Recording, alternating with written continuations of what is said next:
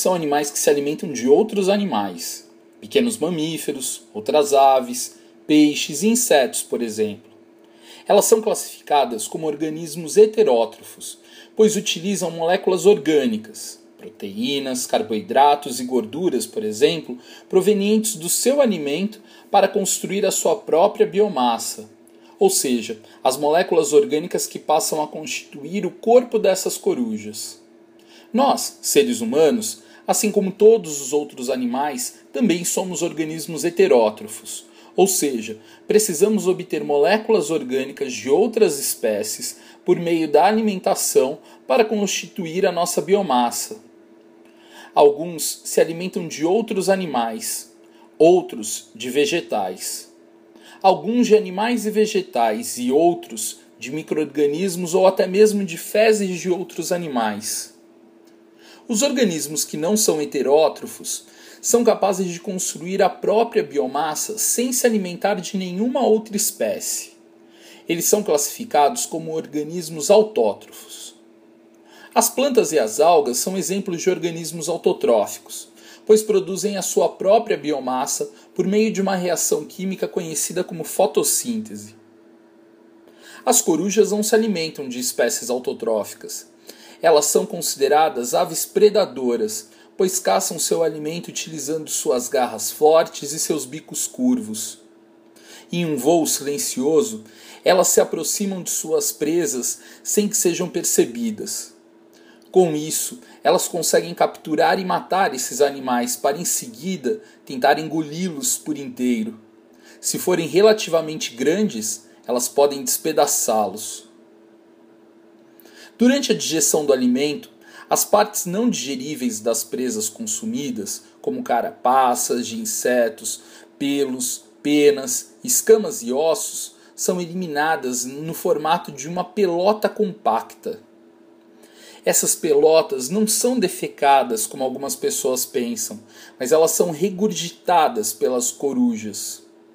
Logicamente, as corujas também defecam, como toda ave, e suas fezes são compostas essencialmente de restos de biomassa não absorvida ao longo do trato digestório da coruja.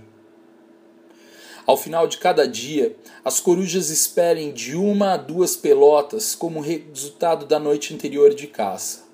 Esse número pode ser maior ou menor dependendo da coruja e da maior oferta de presas. Esse material coletado sob poleiros e ninhos é tratado e analisado criteriosamente por pesquisadores, que a partir desse material elaboram um perfil confiável da dieta dessas aves. No quadro apresentado, você pode conhecer alguns dos perfis das dietas de 5 diferentes espécies de corujas brasileiras. Esse estudo foi conduzido pelos biólogos do Laboratório de Ecologia de Aves do Instituto de Biociências da Universidade de São Paulo. No site desse grupo de pesquisa, você encontra mais informações sobre o trabalho deles com corujas. As maiores corujas brasileiras pesam no máximo 1 kg. No entanto, para um período de 1 ano, os pesquisadores estimaram que um casal de suindaras, uma espécie de corujas, consome entre 1.720 e 3.700 roedores. Cada animal com mais ou menos 20 gramas em média, e entre 2.660 e 5.800 insetos, basicamente besouros, esperanças e grilos. Já um casal de corujas buraqueiras consome de 12.300 a 26.200 insetos e de 540 a 1.100 ratinhos por ano. Mesmo assim, ao longo de alguns anos, uma coruja não altera tanto a quantidade de sua biomassa. Comendo tantos roedores e insetos, por qual motivo a coruja não aumenta tanto a sua biomassa? Como vimos, parte do que a coruja ingere é regurgitado, formando aquelas pelotas. Outra parte da biomassa de suas presas é eliminada pelas fezes da coruja. Afinal, ela não consegue absorver todas as moléculas orgânicas ingeridas. Isso já diminui bastante a quantidade de biomassa absorvida pelas corujas ao longo de um dia. Parte dessas moléculas orgânicas absorvidas pela coruja são utilizadas em uma reação química conhecida como respiração celular. A energia liberada durante essa reação química é utilizada pela coruja em inúmeras atividades. Por exemplo, permitindo movimentar as suas asas durante o voo, em busca de novas presas, ou mesmo ao ficar imóvel em um tronco de árvore, avistando possíveis caças. O gasto de energia para manter as atividades vitais da coruja é muito grande. Nesse processo de produção de energia, as moléculas orgânicas que constituíam a coruja são transformadas em moléculas de gás carbônico. Esse gás é então liberado pela respiração para a atmosfera. Aquela molécula orgânica que estava passando de uma espécie para outra por meio da alimentação, ao ser utilizada na produção de energia, fica indisponível para constituir a biomassa dos seres vivos. Então podemos pensar da seguinte forma: se a gente tem uma quantidade de biomassa do alimento, aqui representado por essa barra azul, que é ingerido pela coruja, uma parte dessa biomassa forma o regurgito da coruja. É uma parte que não foi absorvida pelo corpo dela. Foi ingerida, mas não foi absorvida. Então ela é devolvida para o ambiente na forma daquela pelota. Uma outra parte passa direto pelo trato digestório e também não é absorvida. Essa parte vai constituir as fezes da coruja. Parte do que foi absorvido, essa parte das moléculas orgânicas absorvida, vai ser utilizada na produção de energia. E só o que sobra é que vai formar a biomassa da coruja. Aqui a gente não está usando uma escala muito precisa, mas se fosse pensar da biomassa que ela ingeriu para a biomassa que passou a formar o corpo dela, houve uma redução muito grande. Então a gente pode pensar o seguinte: num ecossistema eu tenho uma população de trigo, por exemplo. Essa população de trigo, se eu pudesse medir o quanto de biomassa ela tem, eu representaria então por essa barra azul. Essa barra azul, ela é a biomassa do trigo, que pode ser consumida, por exemplo, por uma população de roedores. Só que se eu meço a biomassa dos roedores, eu vou ver que ela é menor que a biomassa do trigo. Por que eu encontro essa redução da biomassa da população de trigo para a população de roedores? A explicação é por uma não absorção completa, do trigo. Então, quando o roedor come o trigo, ele não consegue absorver tudo do trigo. Uma parte não é digerida, só que no caso do rato não vai formar as pelotas que a gente viu como com as corujas. No caso do rato, tudo que não é comido pelo rato, é comido, mas não é absorvido pelo rato, vai sair na forma de fezes. O que fica, o que é absorvido pelo rato, uma parte dessa matéria orgânica que é absorvida pelo rato é utilizada na produção de energia, quebrando então as moléculas orgânicas e liberando gás carbônico para a atmosfera. Só uma pequena parte então do que foi absorvida é que vai fazer parte agora da biomassa do rato. Agora, se a gente pensa que essa biomassa do rato está disponível para a coruja, porque ela pode comer o rato, ela pode pegar essas moléculas orgânicas que hoje formam o rato para se alimentar. A gente vai ver que a quantidade de biomassa da coruja é menor. Não da coruja, da população de corujas é menor. Por que essa redução da biomassa da população de corujas em comparação com a população de ratos? Pelos mesmos motivos que a gente viu agora há pouco. A não absorção completa dessa biomassa, então que se traduz nos regurgitos da coruja e nas fezes. E por um uso da biomassa absorvida na produção de energia. O que resta, que não foi utilizado na produção de energia, nem foi expelido nos regurgitos ou nas fezes, foi eliminado pelas fezes, é que vai formar então a biomassa da coruja. Essas relações alimentares que a gente acabou de descrever entre a coruja, o rato e o trigo, elas podem ser representadas por meio de um esquema muito utilizado na ecologia, que é chamado de cadeia alimentar. Nele nós representamos as populações estudadas, no caso a população de trigo, de ratos e de coruja, e a gente interliga essas populações por meio de setas.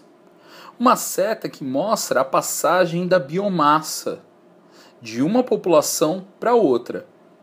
Então, no caso, a gente começa a representar essa cadeia alimentar pela população de organismos autótrofos. São aqueles que produzem a sua própria matéria orgânica, suas próprias moléculas orgânicas. No caso, o trigo, utilizando-se da fotossíntese, constrói toda a sua biomassa. Essa biomassa é então aproveitada por organismos heterótrofos, como o rato. Então eu mostro nesse esquema a passagem dessa biomassa por meio de uma seta. O rato é um organismo heterótrofo que se alimentou de um autótrofo. Agora a coruja também vai se alimentar de um outro organismo. Ela também é chamada de heterótrofa.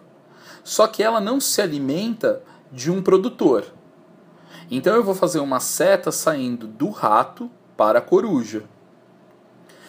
A posição dessas populações na cadeia alimentar é chamada de nível trófico. É a posição que uma população ocupa em uma determinada cadeia alimentar. Nesse caso, quem é a população de autótrofo que inicia a cadeia alimentar é chamada de produtor. A população que se alimenta de um produtor é uma população heterótrofa e é chamada de consumidor primário. O nível trófico que se alimenta de um consumidor primário é o do consumidor secundário, aqui representado pela coruja. Na natureza, a gente não costuma encontrar cadeias alimentares, porque são relações muito simples, em que uma população só se alimenta exclusivamente de uma outra específica. Nos ambientes naturais, nos ecossistemas naturais, é muito comum a gente encontrar várias cadeias alimentares interligadas. A representação dessas cadeias interconectadas é chamada de teia alimentar. Nela, a gente pode ter um nível trófico sendo ocupado por várias populações distintas. Por exemplo, nesse esquema que a gente utiliza aqui, eu tenho a população de gafanhotos, besouros e roedores como consumidores primários. Então todos ocupam o mesmo nível trófico.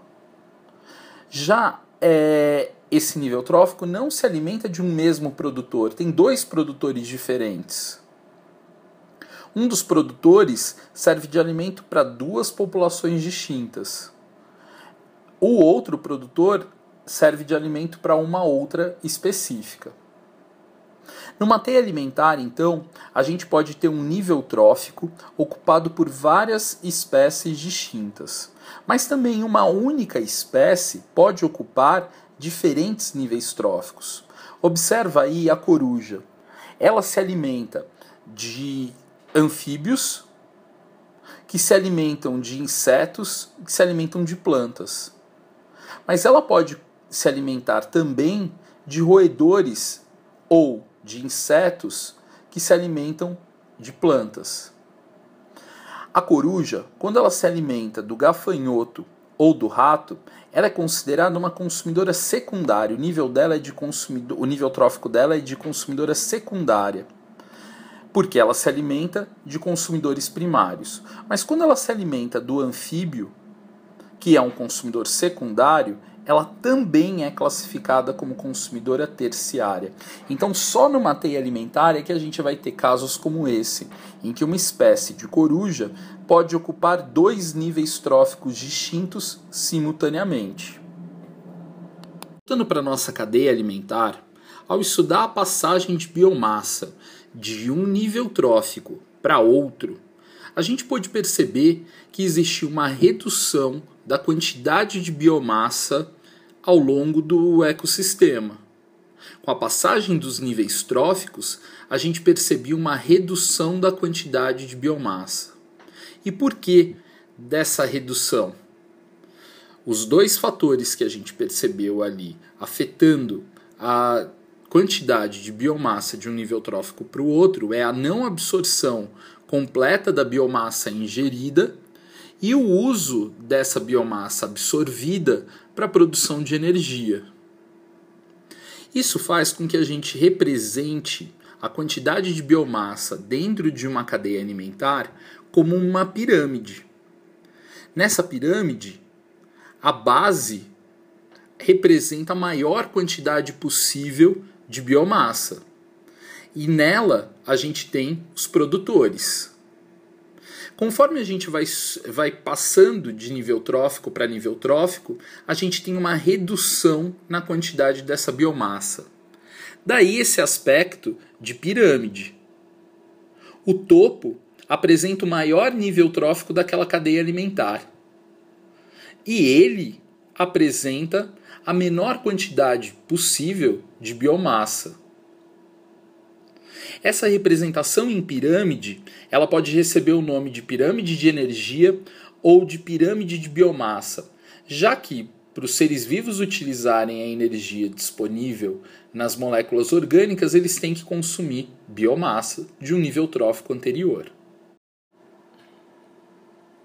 Se você gostou de estudar mais sobre a dieta das corujas, você pode acessar os links que eu coloquei aqui na descrição do vídeo. Você pode também ter acesso a um texto de divulgação científica bem interessante daquele laboratório de ecologia do Instituto de Biociências da USP sobre a dieta de um outro animal, o lobo-guará. Por fim, você pode fazer os exercícios relacionados a esse tema que caíram no Enem e em vestibulares pelo Brasil. Um abraço e até mais.